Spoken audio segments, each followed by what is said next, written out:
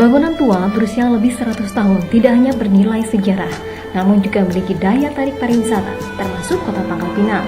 Satu di antara bangunan tua yang berada di Jalan Sudirman Pangkal Pinang ini pun menjadi incaran UNESCO untuk diberikan penghargaan. Bentuk apresiasi kepada ahli waris berhasil mempertahankannya. Bangunan tua ini dibangun oleh Kapten Lai, keturunan etnis Tionghoa pada tahun 1860. Selain rumah kediaman, makam pun memiliki daya tarik tersendiri, seperti halnya pemakaman Belanda Kerkhof dan pemakaman Sentosa milik etnis Tionghoa, yang pada waktu-waktu tertentu ramai dikunjungi warga untuk berziarah.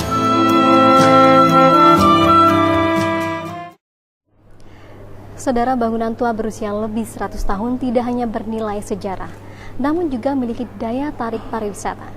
Beberapa kota di Indonesia, bahkan banyak kota di dunia, mengandalkan bangunan-bangunan tua atau bentuk fisik lainnya sebagai destinasi andalan. Bagaimana dengan Kota Pangkal Pinang? Bagaimana perawatan dan pengelolaannya? Bersama kita di Santika Hotel Bangka telah hadir Bapak Ahmad Elvian, Kepala Dinas Kebudayaan Pariwisata Pemuda dan Olahraga. Apa kabar Pak Elvian? Alhamdulillah, luar biasa, sehat Pak ya. Oke, sudah semakin sore semakin semangat Pak ya. Insya Allah. Baik, untuk saat ini kita berbicara mengenai beberapa bangunan tua yang ada di Kota Pangkal Pinang. Sudah berapa banyak yang terdata di Kota Pangkal Pinang ini Pak?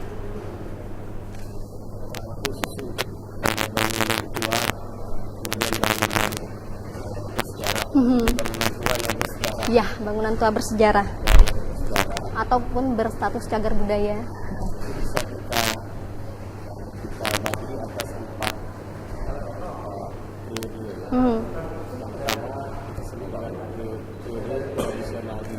Kemudian periode Chinese, kemudian periode kolonial MNT dan periode pasca kemerdekaan. Bisa dijelaskan Pak? Jadi kalau kita hitung bangunan-bangunan dari masa yang paling sederhana ya, masa tradisional sampai dengan masa pasca kemerdekaan itu ada sekitar 31 bangunan. Lumayan banyak Pak ya? Jadi Pangkal Pinang memang sebenarnya kaya ya kan, cagar budaya ya, bangunan tua. Nah, kalau untuk itu sendiri Pak, bagaimana, apakah sejauh ini untuk perawatan dan pengelolaannya sudah sesuai yang diharapkan? Kita bagi bangunan tua bersejarah itu atas dua klasifikasi. Yang pertama kita sebut dengan living monument ya. Living monument atau monumen hidup. Kemudian ada yang dead monument, monumen yang sudah mati. Yang living monument itu bangunan-bangunan tua bersejarah yang sejak awal dibangun hingga sekarang masih difungsikan sesuai dengan fungsi awalnya. Contohnya Pak? Misalnya ada Kerkerat Protestan Pangkal Pinang yang sekarang menjadi gereja GPIB Maranatha. Oh ya, itu termasuk Pak ya? Dari awal sejak tahun 1927 dia dibangun sebagai gereja, ya, tetap sekarang gereja. masih difungsikan sebagai gereja. Kemudian misalnya lagi Masjid Jami ya. Itu juga termasuk Pak ya? Jadi dari awal dibangun sebagai masjid tetap jadi masjid. Nah, ada bangunan-bangunan yang sekarang itu fungsinya sudah berubah mungkin ya. Berubah fungsi. Misalnya kita memiliki Societat Concordia atau Societat de Harmony ya, yang terletak di sisi sebelah barat Taman Sari atau di Nafar.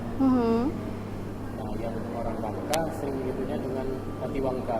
Oh iya, Patiwangka Pak. Gedung itu sebagai gedung pertemuan ya. Pertemuan bagi antena gubernur ya, pejabat-pejabat militer pada saat itu ya. Pejabat dari Bangka Timur ya, timah Belanda ya, berkumpul bertemu. Nah sekarang kan fungsinya sudah berubah. Sudah berubah ya. Pernah dijadikan sebagai kantor sementara DPR provinsi ya, ketika provinsi baru dibentuk.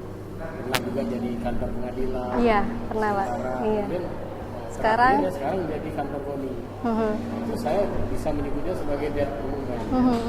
Dia sudah mati, fungsinya sudah berubah. Ada lagi yang memang tidak berfungsi sama sekali, tapi harus kita rawat, misalnya kerkop, kerkop untuk pekuburan ya, Pak. Ya, itu kan tidak boleh lagi untuk memakamkan orang. Jadi masih seperti itu. Harus kita rawat. Kalau untuk yang dimiliki oleh warga, Pak, contohnya seperti apa bangunan yang bersejarah yang masih dirawat oleh warga sendiri? Yang bangunan yang dirawat oleh warga biasanya yang menyangkut rumah tinggal, ya. Oh iya. Rumah tinggal. Misalnya saya beri contoh di Pangkal Pinang itu ada rumah Kapitan Lai Lamsan, ya. Kapitan Lai Lamsan. Di mana? Di Jalan Jenderal Sudirman, merupakan warisan keluarga, ya, keluarga Lai, salah satu keluarga dari etnis Tionghoa yang terpandang, ya, di Kota Pangkal Pinang pada waktu itu. Jadi itu salah satu bangunan yang dimiliki oleh warga yang mereka sendiri yang merawatnya, Pak, ya? Oke.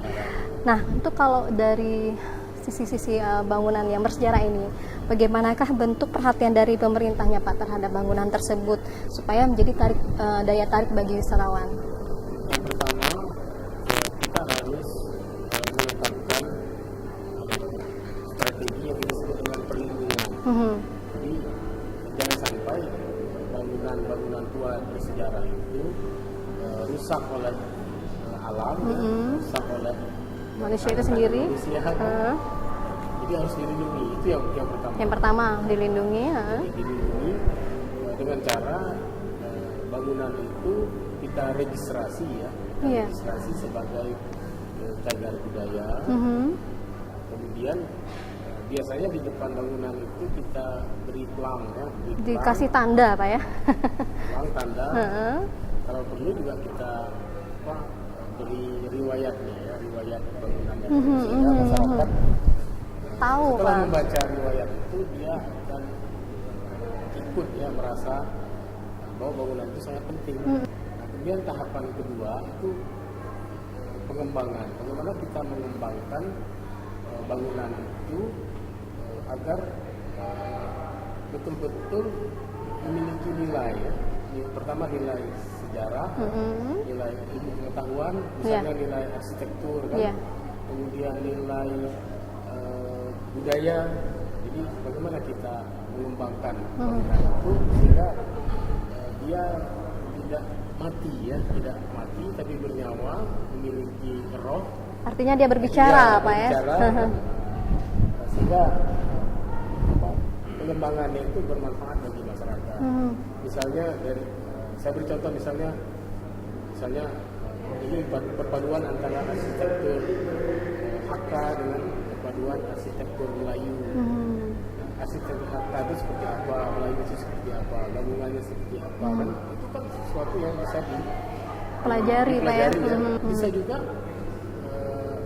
seperti Hoshill, ya, seperti Hoshill itu yang sekarang menjadi museum. Oh iya, yang museum Timah itu, Pak, ya. Oh iya. Indonesia. Itu kan artinya bangunan yang awalnya hanyalah tempat transit, ya, pekerja Bangka Tim Living Bukit, kemudian dikembangkan menjadi museum Wisma Budaya awalnya, kemudian dikembangkan oleh PT Timah menjadi Museum Timah Indonesia. Kita kembangkan sehingga dia betul-betul misalnya memiliki fungsi edukasi, fungsi rekreasi, fungsi inspirasi. Betul. Jadi itu pengembangan. Yang terakhir itu pemanfaatannya. Bagaimana kita memanfaatkan bangunan-bangunan tua bersejarah itu. Salah satunya itu kepentingan pariwisata. Iya. Salah satu daya tarik, ya, Pak, ya. Daya tarik wisata. Apa saja, Pak, yang benar-benar menarik bagi wisatawan? Seperti apa gitu? Kalau dia bangunan-bangunan periode Chinese, jelas dia akan menjadi daya tarik bagi orang-orang Asia, ya, orang-orang Tionghoa, orang-orang Cina. Jadi lihat periodisasinya, kemudian kepentingan sejarahnya, kepentingan budayanya, Dan itulah yang harus kita promosikan ya, keluar sesuai dengan masanya tadi. Jadi masa kolonial ini masa Chinese ya, untuk orang-orang Eropa dan untuk orang-orang Cina. Istilahnya artinya di kotak-kotakan seperti itu Pak ya. Baik, masih ada lagi pertanyaan saya mengenai bagaimana seperti makam Belanda tadi Pak ya, sudah Bapak jelaskan untuk pengelolaannya nanti seperti apa. Nanti jangan dijawab dulu Pak ya pertanyaannya. Nanti saudara, kita akan lanjutkan perbincangan kami setelah jeda yang satu ini.